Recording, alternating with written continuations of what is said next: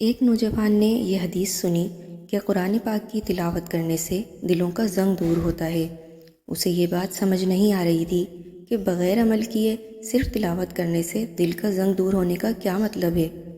وہ اس حدیث کا مفہوم سمجھنے کے لیے ایک بزرگ کی خدمت میں حاضر ہوا۔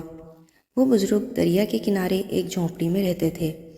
جب یہ نوجوان ان کے پاس پہنچا تو وہ جھونپڑی سے کچھ فاصلے پر ایک درخت کے نیچے عبادت میں مصروف تھے۔ جب وہ فارغ ہوئے تو نوجوان نے اپنا سوال ان کے سامنے پیش کیا۔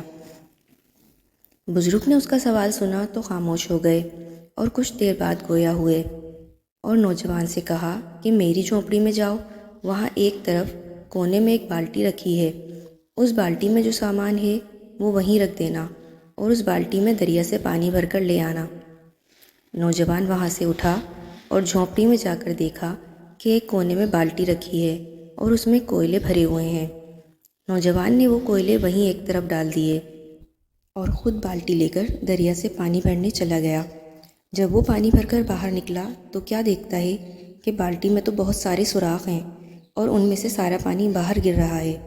جب تک وہ بالٹی لے کر بزرگ کے پاس پہنچا، بالٹی خالی ہو چکی تھی۔ جب بزرگ کی نظر اس پر پڑی تو انہوں نے اسے دوبارہ پانی لانے کا اشارہ کیا۔ وہ نوجوان پھر مڑا اور پانی لینے پہنچ گیا، لیکن اس مرتبہ بھی آتے آتے بالٹی خالی ہو گئی۔ جب وہ بزرگ کے پاس پہنچتا وہ پھر سے اسے پانی لانے کا اشارہ کر دیتے۔ اس طرح کرتے کرتے شام ہو گئی اور پورا دن گزر گیا۔ اب نوجوان کچھ پریشان ہو رہا تھا، اسے کچھ سمجھ نہیں آ رہا تھا کہ یہ سب کیا ہے۔ بزرگ نے میرے سوال کا جواب دینے کے بجائے مجھے اس مشقت میں لگا دیا ہے اور کوئی جواب بھی نہیں دے رہے، لیکن ادب کی وجہ سے وہ خاموش رہا۔